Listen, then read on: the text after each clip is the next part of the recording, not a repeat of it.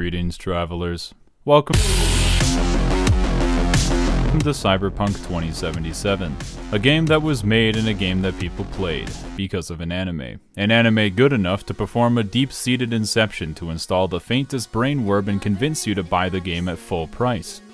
This is not a good idea. Cyberpunk 2077 was a complete disaster on release by being unplayable on older consoles and had enough crunch time to ensure that the developers didn't even get to speak to their families for the holidays. It's been some time since then and there have been updates. The game has gone from unplayably broken to playably broken. My gameplay experience still had several immersion-breaking moments, my favorite of which is when I became permanently shorter until I reloaded the game and the 2 soft locks that I had. In addition to glitches, I experienced many technical difficulties getting the game to run smoothly enough for there to only be several potholes on the journey. The game set ray tracing on by default and I had to immediately turn it off to not cause my room's carpeting to spontaneously combust.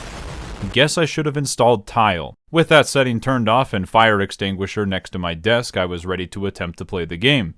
This experience did make me realize that there is finally a real use case for those old massive crypto farming rigs, and it's running Cyberpunk 2077. This game is a good case study of why over-marketing your game before you have something solid is a bad idea, why deleting your game and restarting it 329 times is stupid, and why pushy executives can destroy a game's reputation by forcefully releasing an unfinished product. The thing is, most people will forget the terrible release, nobody gives a fuck about workplace ethics as long as the product is good, and there are zero consequences for the company that perpetrated this. So I'm sure they won't do it again.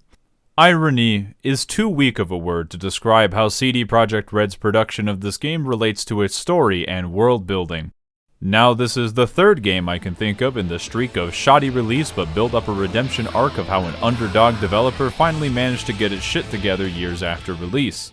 Guess I'll have to play No Man's Sky next. But don't trick yourself into thinking that Cyberpunk is perfectly functional in its current state by any stretch of the imagination, and don't rewrite history and say that it was always okay. Like many E3 trailer hype machines, Cyberpunk 2077 had an ungodly amount of hype behind it, to the point where if it came out and simultaneously ended world hunger, it would still be disappointing to many. I am pretty separate from the whole video game marketing train because I'm an old and cold jaded gamer who refuses to set their expectations high just to be disappointed. I don't like the marketing strategy, but I will also push some of the blame on over-imaginative, immature suckers who shove impossible expectations on some poor programmers just trying to earn a paycheck. So without any expectations going into it, what is Cyberpunk 2077? It's every other open-world first-person RPG. You ever played Skyrim, Fallout, Far Cry 3, Blood Dragon? It's all the same. How do you make an open world game? Put a marker down on the map, go to the spot, shoot some people up, get some generic loot, leave, and copy and paste that all over your map, then brag about how many gameplay hours you offer.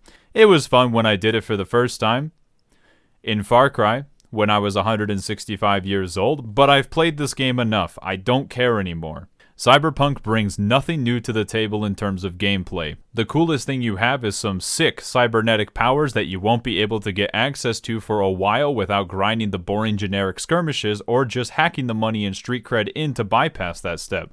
Uh-oh, it looks like I cheated in a single-player open-world RPG. How will I ever recover from this? I'm a busy chair. I have 6 cat girls to feed, and if your gameplay isn't fun, forcing me to do it makes me like it so much more. I could sit here and seize some more in my game review, but it's a tired and stupid tradition like the genre itself. If you like the Ubisoft Bethesda open world model of video games, I think you can have a lot of fun with it. I also think that you're easy to please and have poor taste, but who am I to judge? Instead, let's focus on what unique things Cyberpunk 2077 brings to the table. It revolutionized character creation by ripping off the core feature of any hentai game by being able to customize player genitalia. But not as robust. While it's cool to be able to swap out dick and pussy, it really begs the question of why you can't have both. There is no way you're going to convince me that not a single porn addict was frothing at the mouth to boot up the game, only to come to the realization that it doesn't work. It's an amazing feature because you can't even see it for the rest of your playthrough. I believe I understand this on a greater level than anyone else on the planet because my Final Fantasy XIV Makote has an eye color and I deliberately cover them 99% of the time.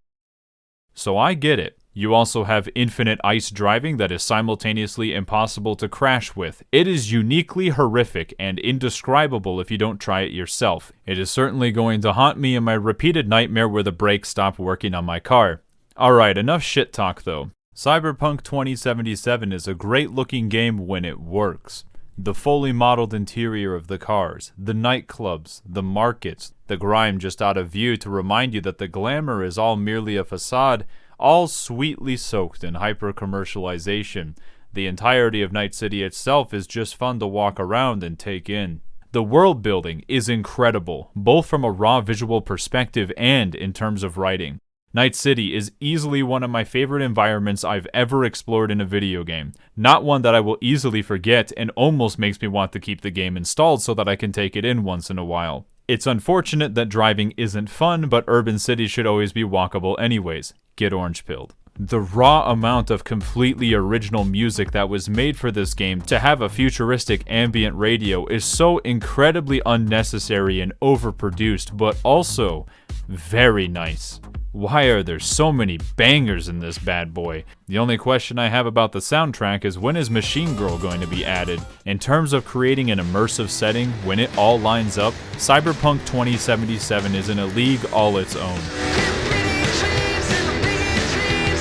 It just doesn't happen that often. The first few hours of the game are incredible, and it only goes downhill from there, quickly devolving into a repetitive gameplay loop that goes stale fast. But I did keep playing it in spite of this fact. So what motivated me? The story.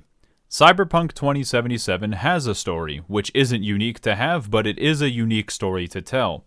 The main character is simply referred to as V, my least favorite letter because I can't easily tell the difference between the sound of B and V without a visual assistant, and I actually displayed the wrong letters on screen just then.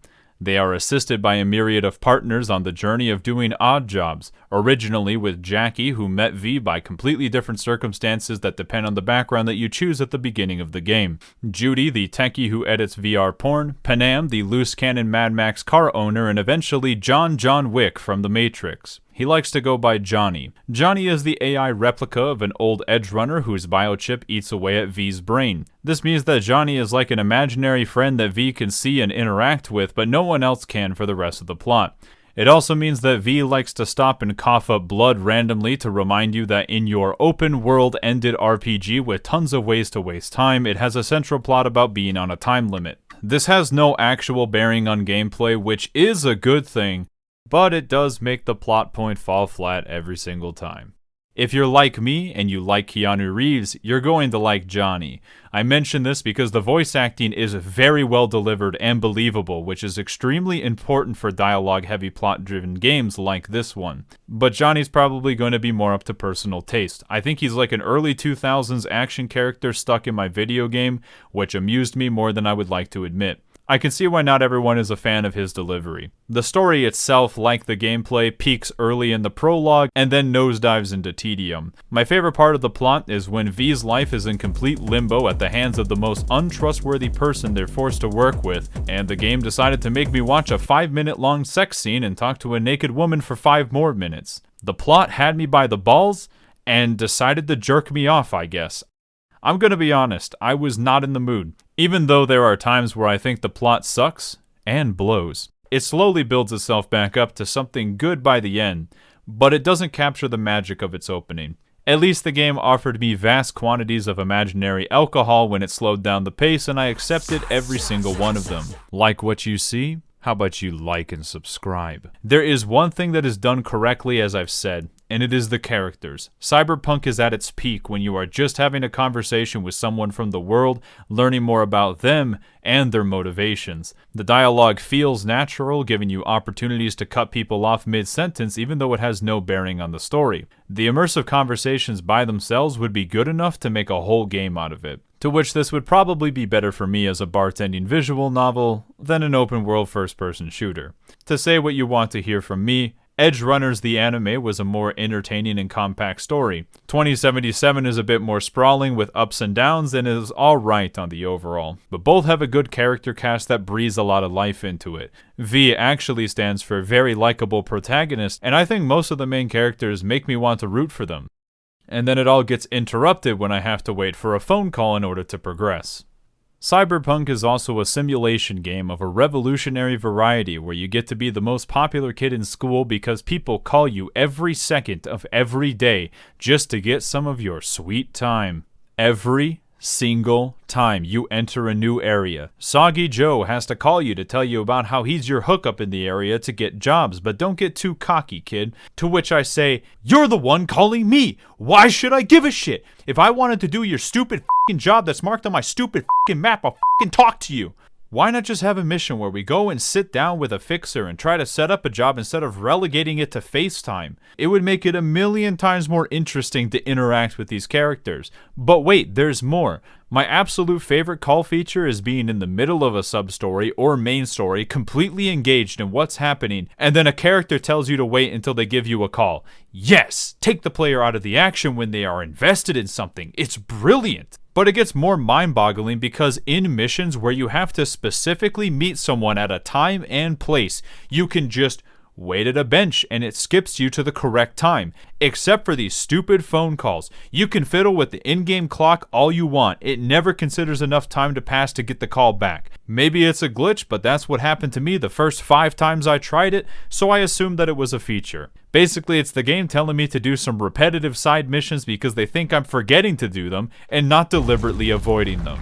Besides the mundane, repetitive, glorified skirmishes, there are actual sub-stories, ones where you get to have a little fun adventure to go on with other characters, and have some cool conversations, and some context about why you have to do another repetitive gameplay sequence. Yakuza figured this out 300 years ago, and GTA 299 years ago. Give me more of that. Most of the plot-based sub-stories are pretty interesting, giving you some more development to a character or fleshing out the world some more. Unfortunately, most are the gameplay equivalent of bumping into somebody on the side of the street and giving them their wallet back that they just dropped. On the other hand, side quests like the ones that you do for Carrie, Johnny's old bandmate, are nice, engaging, medium-sized subplots. Also have fun being a high enough level and geared enough in order for the side quest to not say danger very high just for thinking about wanting to do something fun. Cyberpunk 2077 is like a soft drink from a fast food restaurant where they fill it completely with ice. Except in this game, there are some really nice ice cubes in there. It's just not helping the overall game and dilutes it way too much. The cyber enhancements are mostly a waste of time. Oh boy, a new ankle implant so I can carry more bags in from the grocery trip. Just get a dolly, man. Why do you need a whole implant for that? My favorite cyber implants are the ones that you need to be cool enough to install. Guess I should have worn a better outfit before asking about that one. The actual fun implants are the ones that let you break the game, like double jumping or time stopping. This is a game with big ups and big downs. Did all the problems come from it being developed for too long or for too short? It's actually because it was developed at all. Cyberpunk 2077 is a very typical game that doesn't bring much new to the table, much like this YouTube video. Underneath the gameplay that I despise, there is a set of likable characters and good story beats. The writers on the project are definitely good, and with some better focus, they could easily deliver something to keep me interested. I will just have to accept that it's still going to be in a genre that I despise, with gameplay segments that I'm going to wish I could skip through. What you end up with is a unique experience at times, which is not something polished enough to be worth $60. For $30 though, it's not too bad. Maybe they should consider a permanent price reduction. It feels more like an experimental indie game with high production value. I could be even more pessimistic about it, but where's the fun in that? After watching the anime and playing the game, a part of me really wants this series to succeed. What they need to do is sit down, figure out the core of what makes the gameplay fun, trim out a bunch of the unneeded garbage, keep the amazing setting intact, and give us a solid main story plot that doesn't force you to take breaks, and I think they might end up creating something great.